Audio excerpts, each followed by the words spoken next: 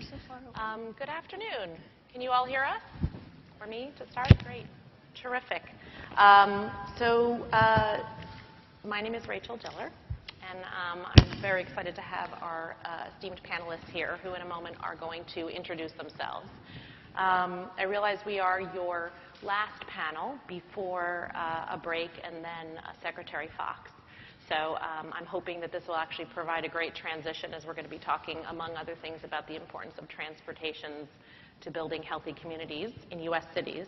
But today's conference really is about social innovations and how they transform cities. And I understand that so far today you've really been focusing on businesses and individuals and how they impact cities. And this panel is about communities, so kind of bringing it to a broader systematic level in how we think about empowering communities to help solve some of the challenges that cities are facing.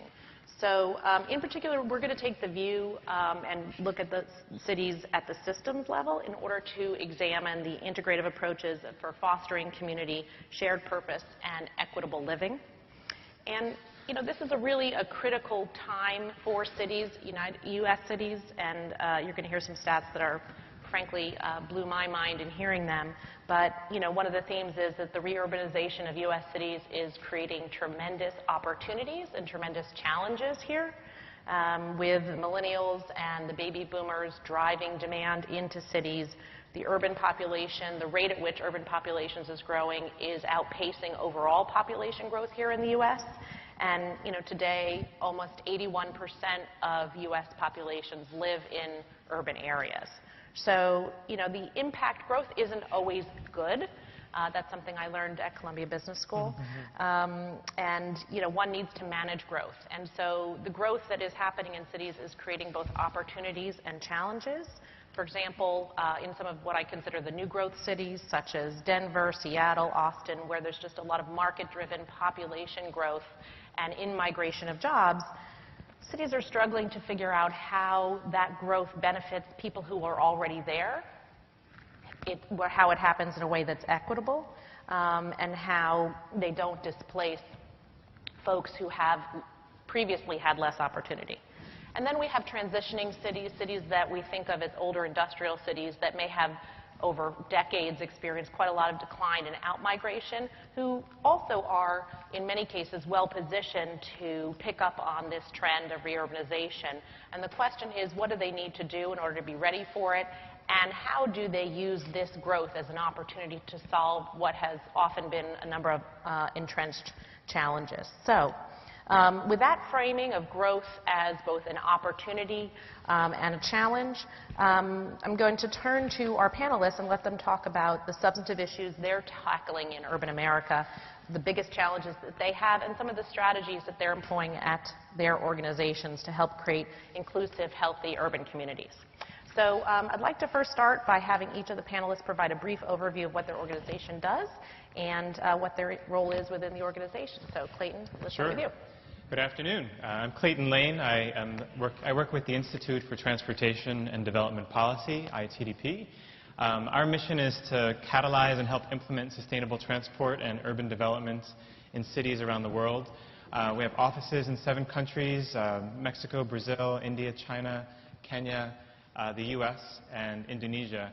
And we work with cities to help implement high-quality demonstration projects like great public space, walking and cycling, transit-oriented development, and then scale that up through research, through capacity building, and by working on national and international policy. Great, thank you. Julia? Hi, I'm Julia Shin. I'm a Vice President of Innovation at Enterprise Community Partners, where I focus on new product development, new business development, and new capital aggregation. Enterprise Community Partners is probably one of the largest, the country's largest social enterprise. We were founded in the early 80s by Jim Rouse, a pioneering real estate developer, urban planner, and a civic leader. Since that time, we have deployed over $23 billion of capital to transform cities, help and bring people living in poverty, giving them a chance at success. We work in 15 offices throughout the country. We're a national organization with 10 key geographic markets. And through those markets, we work very closely with city and state and nonprofit organizations, as well as other partners, to bring comprehensive community development solutions. Good afternoon, everyone. Sophia, Senior Manager with IBM Corporate Citizenship, which is our corporate social responsibility and corporate philanthropy arm. I lead some of our work in health, cities, and sustainability. And on the cities side, that includes a program called the Smarter Cities Challenge. The Smarter Cities Challenge is a global pro bono service program where we take some of IBM's top talent to go and spend time on the ground, shoulder to shoulder with city and community leaders to tackle a strategic challenge that they're facing. So through these immersive projects, we have worked in over 130 city-states since the program launched in 2010 in about 35, almost 40 countries at this point. Great, thank you.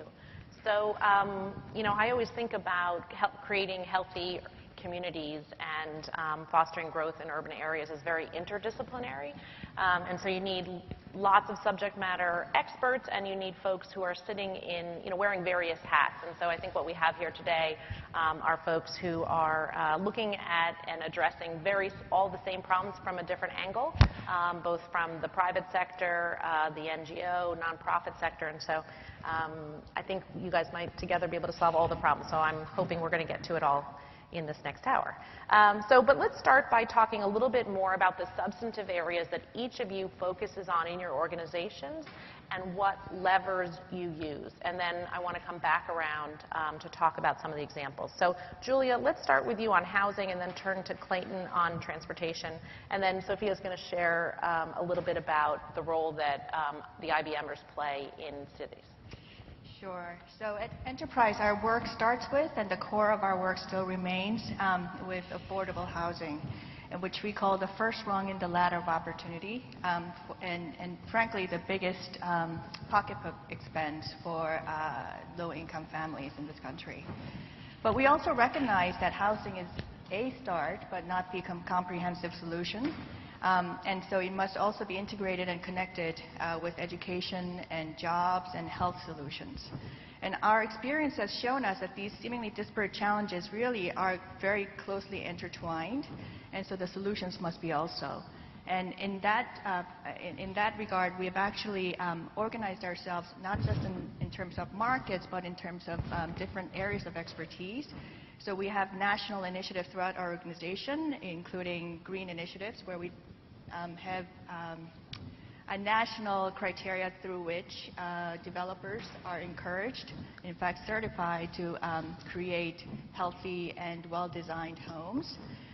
We have transit-oriented development. It's really equitable transit-oriented development to ensure that there is affordable housing that's connected to transportation for families of low income. And health and housing, we're beginning to see, and there's quite a bit of research out there that talks about housing as a vaccine, as a preventive solution for health, and supportive housing and homelessness. And in the work we do throughout the country, we bring our deep expertise in 3 different areas, and we call them our 3 levers or catalysts, and that is capital and program and policy. In the words of our former president, we at Enterprise strive to lead with ideas, demonstrate with action, transform with capital, and sustain with policy. Great. So you mentioned transportation as key, and so Clayton, tell us a little more about what you're doing. My message is that housing and land use is key to transportation. Perfect. In the United States, the U.S. will add about 100 million new urban residents by 2050. That's a massive change. And that same number globally is 2.5 billion new urban residents. That's a huge lifestyle change for a lot of people, more than has ever happened in the history of humanity. And that's something we need to get right. We know that the urban environment influences just about everything we care about on sustainability, equity, environment. We know that more compact communities tend to be more energy efficient. They use less energy for buildings, less energy for motorized travel, even less water, and can be more inclusive if there is a mix of people, of jobs and services. But what we see today in many parts of the world is a replication of this U.S. model of suburban sprawl that hasn't really worked well for us. And so here's an image. This could be almost anywhere, but it could be in Rio de Janeiro, it could be in Delhi, we see this. This happens to be outside Mexico City. And this development is built for low-income families. About 80% of all housing in Mexico is built in this style. And by that I mean it's single use, so there are no jobs and services nearby. This is built for people who don't own cars, yet it's very auto-oriented. There's no place you can actually get to on foot, much less a good walking network. And we see this again and again. And these are not renderings. These are actual photographs. And what's more is the location of these developments. This one right here, I'll show you. That's Mexico City. It's an enormous city, the size of New York, a very extensive metro system. And the development I just showed you is way up there at the blue dot. That's about 2 to 3 hours one way to the job center in central Mexico City. And that doesn't work for poor people, it doesn't work for anyone, but it also will expand the city. It will encourage it to sprawl as infrastructure needs to be built to the north for roads, for electricity, for sanitation and water. And as that city expands, it becomes less efficient environmentally. But also there's a real social impact here too, that if the poor are segregated from everyone else, we know that it doesn't work well. Even in cases where, like this one here, we have on your right a middle-class neighborhood, on the left a low-income neighborhood. This again is a photograph. And if you happen to be born on the left, you probably have a shorter life expectancy by 15 to 20 years on average. You probably will have less education, less accessibility, less voice in influencing how your community and city is developed. And you're at risk of a cyclical poverty from one generation to the next. And that's when the communities are next to each other. So imagine when we spread them 50 kilometers apart from each other. So these are the types of issues we're working on. It's a real mix of transport and land use that's really at play here. As I said, we've got one chance to get this right in the world. Because after all this development is built by 2050, it'll lock in lifestyles, development patterns for centuries. So it's very urgent that we really tackle this big problem. That's the big fact that kind of put me on the floor when we were talking last week. But you know, very interesting to me as we think about, and we're going to come back to this, kind of the interplay of these different disciplines and how important that is. But unfortunately, how rare it is that we get to both talk across disciplines, have capital flowing across disciplines, and policies flowing across disciplines. So, but Sophia, can you talk to us a little bit about the issue areas that you focus on? IBM is an information and technology company, but I know that from your perspective, that's not the only core skill that your employees bring to their challenges. That's right. So we take a slightly different approach. The issue areas that we work on are very diverse, and we're basically have done work, look to work in any issue area where a municipal government, a city or county level government has jurisdiction. Now that sounds very simple, but it is in fact very complicated because it turns out from city to city, state to state, country to country, there's a huge amount of variation in who actually has jurisdiction over a particular area. And in some cases, voters may hold an elected official accountable for an area that they don't actually have budget authority over, or other means of really enacting policy and programmatic changes to address that issue. So to give a couple of examples, within the U.S., we've worked on electrical grids, smart grids with Burlington and Boulder, Colorado, which is a little bit unusual. Very few cities actually have control over their electrical systems, but these two cities happen to. We've worked on economic development with Fresno and Providence, Rhode Island, water with Tucson, a desert city, and a whole host of other issues. But when we look at working on a particular urban issue, we look at both whether we have experts within IBM who've done work on those issues, but also whether that city is actually well positioned to work on that particular topic area. In terms of the levers that we're using, IBM as a cognitive computing and cloud platform company and with a long history in technology, of course, data and analytics is a huge portion of the lens that we bring to the table on these issues. So when we go into these cities, we're really looking to leverage the data that they have at the ready or are looking to collect. And we find that in many cases, cities have a huge amount of data, often are overwhelmed by the data that they have already collected, but they sit in, on people's desktops. They're not actually connected into other systems. There isn't the capacity within that organization to draw insights out of the data. They know it's important, they're collecting it, but they're not really sure how to use it to inform their decision making. So we're looking at whether that be publicly available data on jobs, economic development. It can be data on hospital admissions, for example. We look at social media data in some cases to assess sentiment and understand the share of voice of how important a particular issue is to a community or who the influential voices are there. But we also know that technology is not the solution by itself. It's not a panacea. It's not a silver bullet. And in so many cases, it can be kind of, there is a tendency to want to rush into saying, oh, we'll just deploy a particular technology solution, and that is going to help us to accomplish this problem, without necessarily looking at the kind of governance issues around it. There might be change management or other business process elements that are also part of the perspective that our teams bring to the table. So it's really cross-disciplinary and seeing technology as one important but not the only source of the solution. Great. Great. Okay, so we're talking about trying to solve challenges at a community level. We're talking about substance areas from housing to land use to transportation to kind of use of information. Can you guys each give a few examples of cities where you've worked, what their particular challenge was, and what you think the kind of solution was or the suggestion was, if there is one? Julia, do you want to start? Sure. So as mentioned earlier, we actually operate nationally in 15 different offices. So some of the markets that Rachel had mentioned, such as growing cities such as San Francisco, Denver and Seattle, we have offices there, as well as some what we call transitioning cities such as Baltimore and Detroit. So maybe I will talk about two examples, and these are rather old examples, but I share them with you because we now have sufficient information from the work that we have done and data and seeing how they are playing out, and these have served as examples as we go across the country and try to provide solutions in their own individual context, but they have been very helpful in providing some of the basis for our work.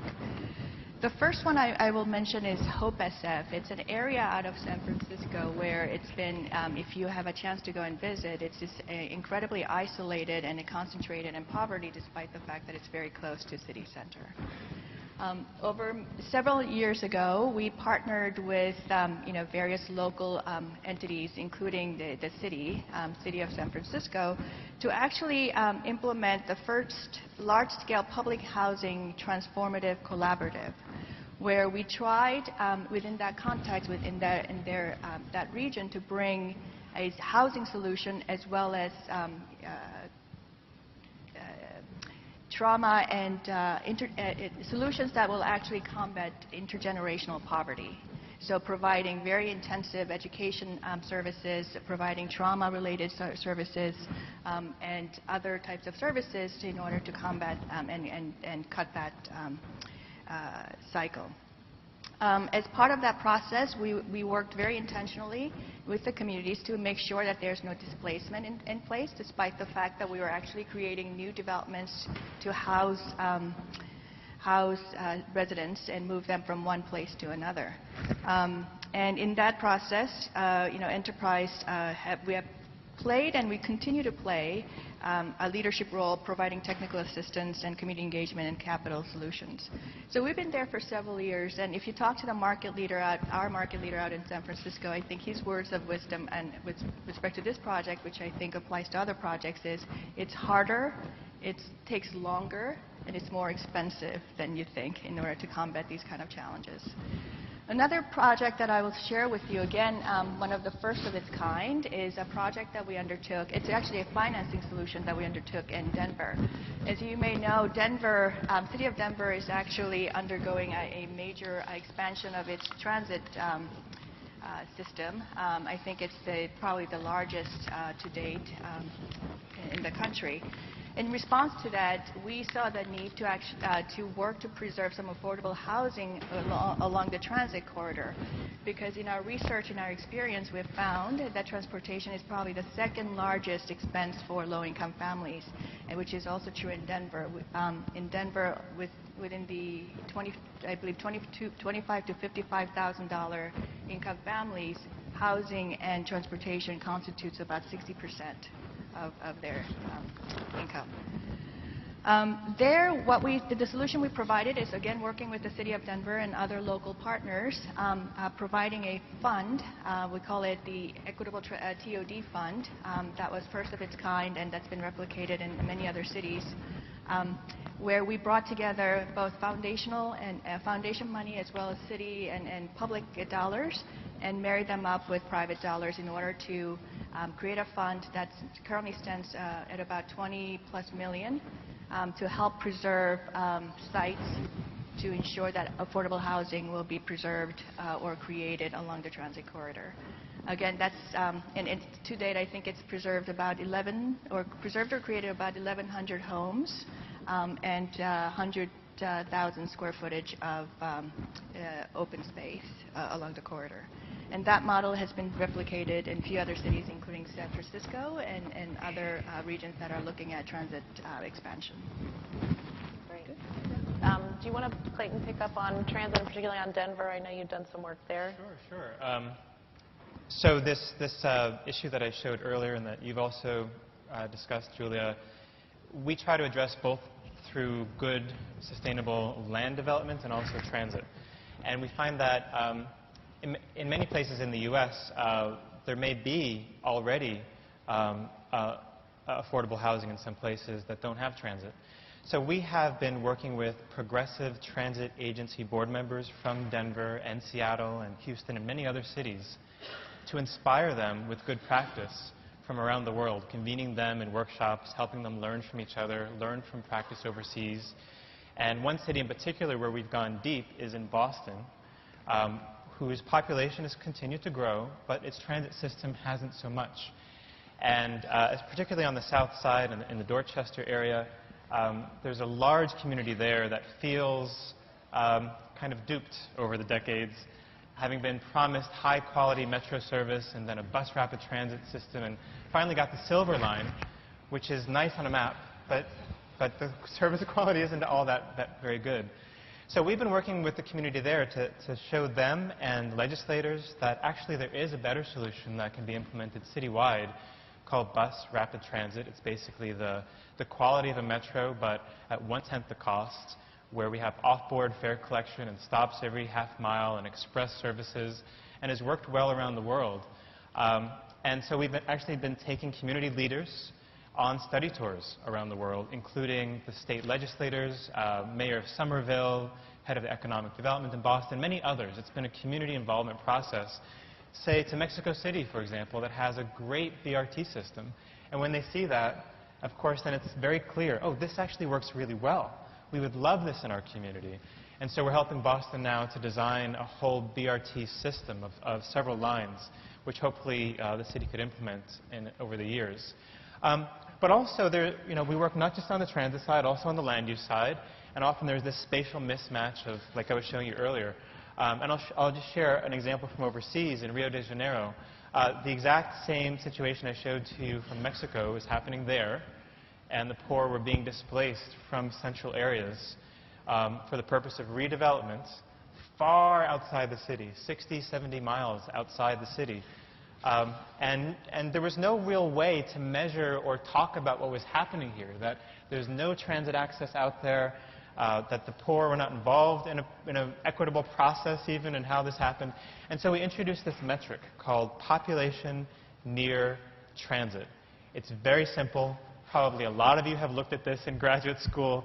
And we just measured it, and we showed that only 23% of the Rio region's population lives within a kilometer of rapid transit. And when you break it down by income, there's a great disparity. And that was just so simple and so measurable and meaningful that everybody picked it up. The mayor of Rio was on the news talking about this. The media picked it up. The civil society engaged on this. And the city developed an updated land use and transport plan to target 90% population near transit by 2050. And that's going to require a massive expansion in transit, but also inclusive transit-oriented development, very much this idea that you were just saying. So we're seeing progress on this now. We're very happy about that. And even at the national level, the Ministry of Cities in Brazil has decided to co-locate social housing with rapid transit. So we see progress and would love to see more. Great. Yeah. Thank you. So, Sophia, talk to us about a couple of the projects that your teams have launched into cities to handle, beyond housing and transportation. Sure. But there will be some overlapping themes. Good. Everything is interconnected. So one of the projects that we did more recently was in Birmingham, Alabama, which is a community that has a very high percentage of their residents living in food deserts with food insecurity. It's about 40%. And so Mayor Bell applied for a Smarter Cities Challenge grant and asked us to come in and help him and the leaders in the city and the community to think through how they could increase food security for Birmingham residents. So our team spent 3 weeks on the ground in the community, riding the bus lines, talking to residents, talking to city staff, community leaders, really sitting down, trying to wrap their arms around the issue. And what they found was that there were a lot of opportunities for some low-hanging fruit, but also a need for, unsurprisingly, a multi-phase, multi-tiered strategy to bring all these folks together and to ensure a sustainable long-term solution to the challenge. And some of the things the team came up with were, in the short term, to replicate some best practices from other communities of creating a mobile food market, essentially a farmer's market on wheels, that they could then take into these communities that didn't have grocery stores, where a lot of disinvestment had happened historically and grocery stores had shuttered, to be able to at least bring people access to food in the short term. And so the city is working on repurposing some decommissioned buses that were donated by the Transportation Authority to actually roll this out, and then in discussions with the food bank about sourcing food to provide through this service. One of the other things that the team looked at was how the city could take the existing resources of public transit to help address this issue of access. So doing analysis on where residents were and where the grocery stores were, and providing recommendations on how they could reroute the bus lines to be able to increase access. Taking that as a new factor to consider in addition to all the other factors that go into a very complex set of decisions around how transit is deployed throughout a community. So that's one example. Another one is a project that we did earlier this year with Memphis. So Memphis is a community that has a really a challenge on the public health side, with a lot of residents uninsured or underinsured and having trouble getting access to quality primary care and preventative care. So the trend this results in is that a lot of people are relying on the 911 emergency service system to provide for their basic care needs.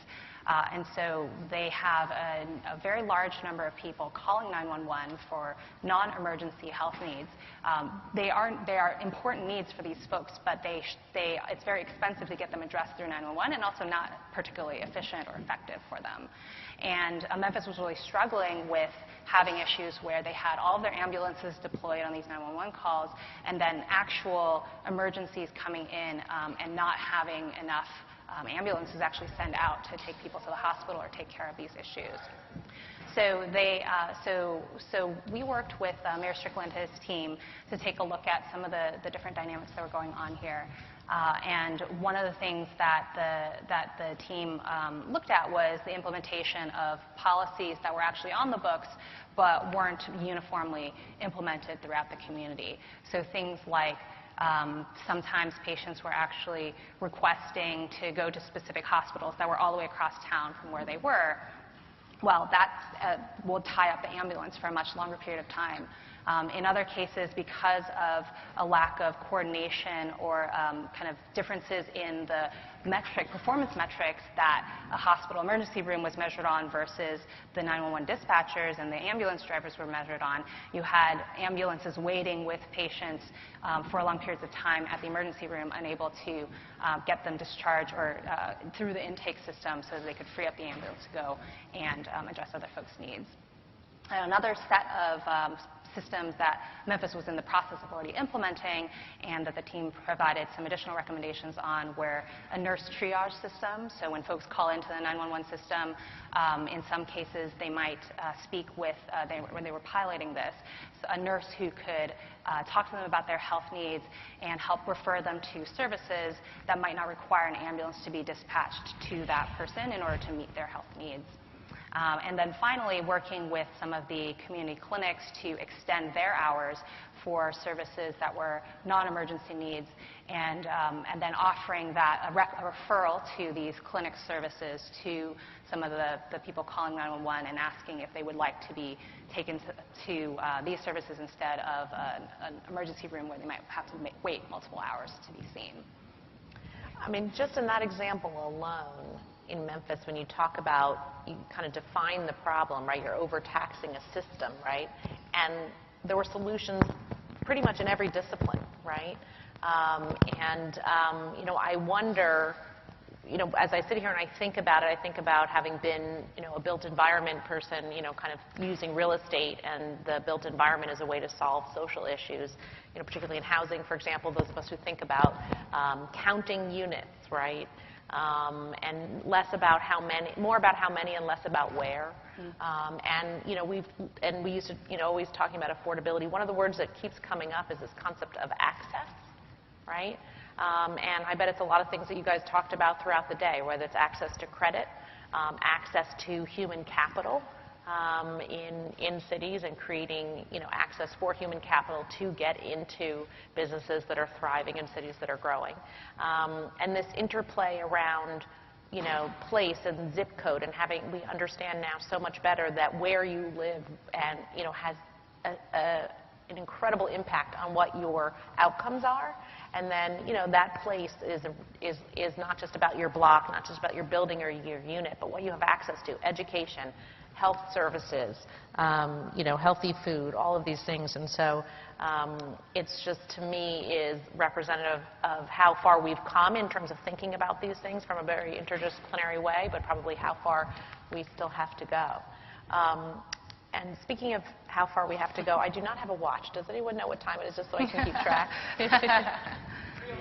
3:06. Okay. Better hurry it up. So we want to leave a few minutes for questions. We have about 14 minutes. But before doing that, I want to just kind of go back. We've talked about a number of issues, and I'm just curious what each of you thinks, you know, as you've come across it. What are some of the kind of systems level barriers that you've seen? And Sophia, maybe we'll start with you, you know, kind of leveraging off of the experience that you have, particularly as you sit with public sector entities, municipal entities, trying to solve problems from their vantage point. Yeah, so what I'm going to talk about, I think, is going to be very familiar to everyone in this room, and that my fellow panelists have already alluded to earlier in the discussion, which is the challenge of the diffusion of authority when speaking about urban issues. And so that is, to some degree, that's something that is particularly pertinent in the public sector because of a system of democracy where we have checks and balances. But it is also just about the fact that urban issues touch on people working in every sector. So there's a role for civic institutions, for academia, for public sector, private sector, labor unions, all sorts of folks to come to the table, and each has a part of the solution. But this diffusion of power and authority means that it is just very complex to get everyone on the same page, to build these coalitions. And a really important part of what we do when our teams first go in on a project is to do a stakeholder map, an analysis of what are the different levers that different people hold, and how do they need to, what part of the solution might they own? So I think that is both a challenge and really an opportunity, because if we can bring all these diverse perspectives to the table and the different resources that each of these organizations command, you can potentially build a really enduring, sustainable solution and have lots of great ideas that might not come out of a single silo. But certainly that is something that is often overlooked, because if you think, and to no fault of the people who are working on these issues, because if you look at, well, what can I actually control in advance and have certainty that my efforts are going to make an impact on, sometimes people then focus in very narrowly on what's within their jurisdiction, and we get this kind of phenomenon we often see of people working within silos. But to the degree that we can reach beyond that, I think that there's a lot more opportunity for us to really make this sustainable change. Great. So Julia, from your perspective, on the housing side, what is your enterprise, as we talked about, is working both locally and across the country. What's missing from a systematic standpoint? Because I would say, certainly with respect to, and again, this is my perspective, housing, there's been a lot of work done in housing, and people are now starting to think about it more broadly. But what's still missing from a systemic perspective? What are some of the? So from a housing perspective, since we're on the capital side of housing, we've been doing it for so long, and to some extent you can say there are a lot of tools available to quote-unquote housers to provide solutions. But that in itself, it could be a plus and a minus, especially as we go through and try to look at housing as just one lever of solving for a community, comprehensive community needs. The issues that Sophia just talked about in terms of coordination and that commitment that each one of us bring to the table, and getting that articulated, prioritized, and then executed, that becomes an incredibly difficult challenge. And we see that over and over again in every market that we actually enter. And I come from a capital background, actually a legal and an investment banking background, and I'm used to seeing deals get done in a very transaction-driven timescale, which, given the scope of the issues at the table and the number of parties that are around the table, doesn't necessarily follow a set schedule. So in some ways, I sit in the seat of innovation, and I feel as if every deal is an innovation deal, right? Even though the solutions tools you might already have available, because, for example, we worked on HOPE SF, or we worked on Denver TOD, and various, in some sense, some of these issues, similar issues pop up in different places. And when you actually talk about the capital side, what sort of comes very glaringly obvious to me is that the lack of the capital infrastructure that we deal with in our space.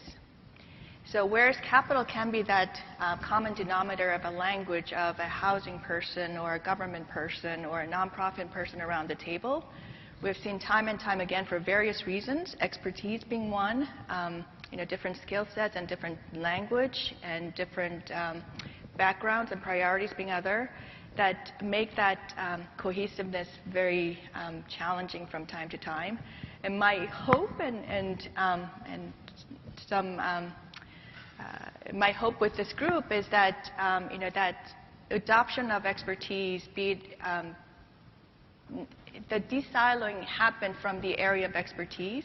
So those of you who are in the business school, who are familiar with numbers and finance, also get to know the other components of actually bringing solutions at community level to the table.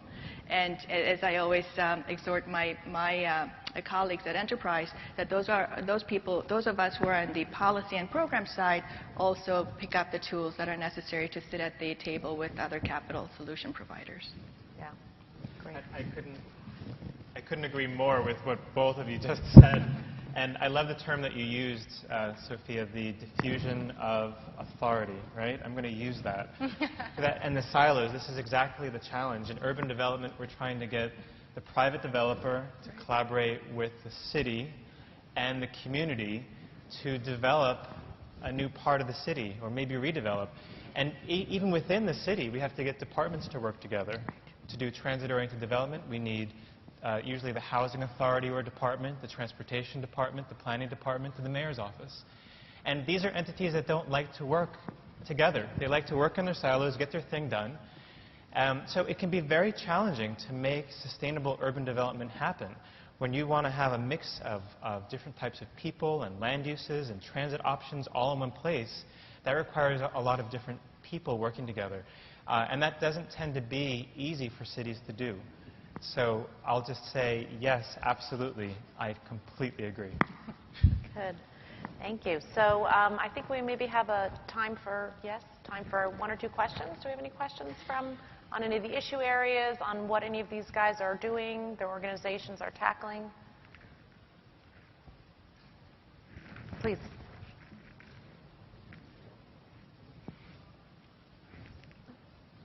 I think there's probably time for two. I'm Courtney. I'm a second year at the business school here. I was just curious, given the diffusion of authority and the mix of organizations you're often working with and your roles being very much behind the scenes, what drives you personally in the work that you do in cities that may take a very long time but can be transformational at the end of that? Okay. I think we have time for one person. Besides a little insanity, I think that will go across. Clayton, I don't know. Do you want to take that? Just to be brief, it's being able to see that real change happen on the ground at the end and knowing it's so meaningful in people's lives. So that change is possible and it makes a difference. Yeah. Okay, if we're going to be that brief, everybody goes in. Do you guys want to add anything to that?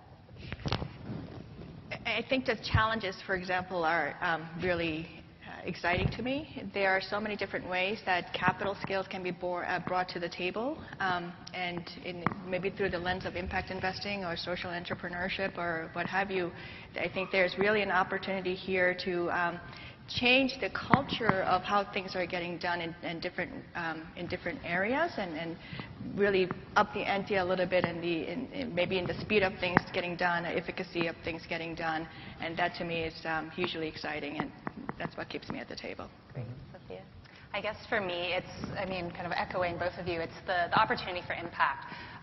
My background is in local government, and so it is a tremendous privilege to be able to come back to essentially my colleagues around the world and provide them resources. In many cases, we find that these are very passionate public servants who know a ton about the issue areas and care very deeply about them, but have such limited bandwidth, have a huge amount of challenges on their plate, have just very little time and staffing to be able to make progress on these issues that they care about.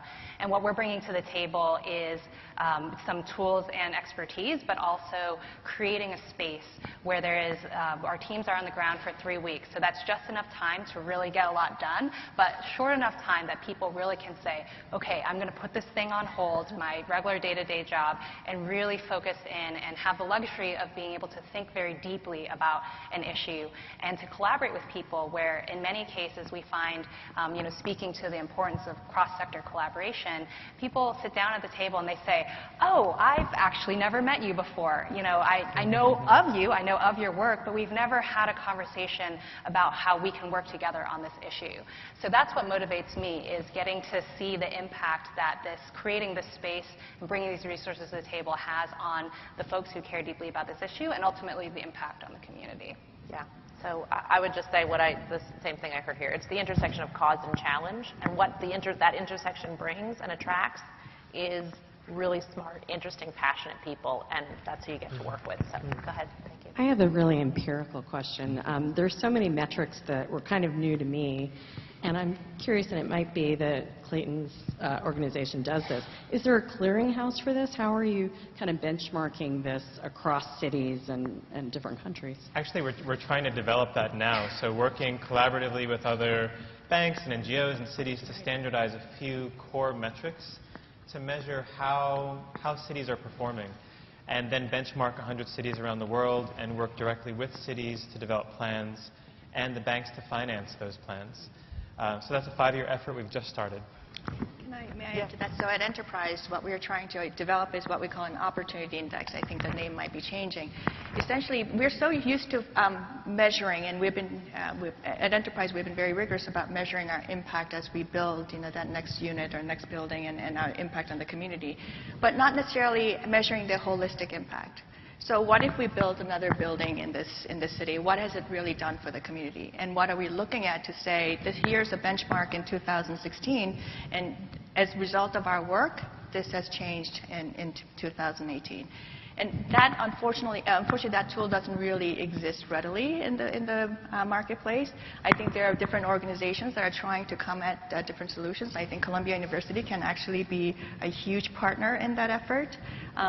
But that is one of the areas that does need work, and where there are a number of organizations such as Enterprise who are working on that. Yeah, for sure, for sure. Okay, at the risk of taking over a little time of your coffee, one more question? Hi, my name is Steve Sadenberg, Business School 89 here. I have a question for you to make it very real about New York. I think the biggest project in New York is the Hudson Yards. And with that kind of work happening here, can you reflect on how you guys have influenced it or not been able to get to it? If that's the biggest thing we're spending on in New York, how are we doing in terms of these efforts against it? You guys have any work in Hudson Yards? I should have a really good answer for you, but I don't. In part because that work is being led by our very able market leader in New York called Judy Kendi, but I can certainly get back to you with a much better answer. We are involved probably more on the policy side, working through the city, versus on the capital or program side, but I will get you an answer. We have not been involved, but as you know, this is the biggest project in America right now.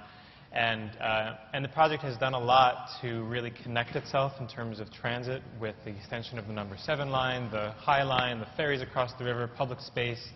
But we think it probably could be doing more on the mix, the affordable housing part of things. Steve Ross, who runs Related Companies and is developing that property, has a background in affordable housing. He has many more towers yet to be built, and so I think there's opportunity there. Yeah. Thank you. Well, thank you all so much, and I think we may stay around for the coffee, so if you have additional questions, we look forward to speaking to you.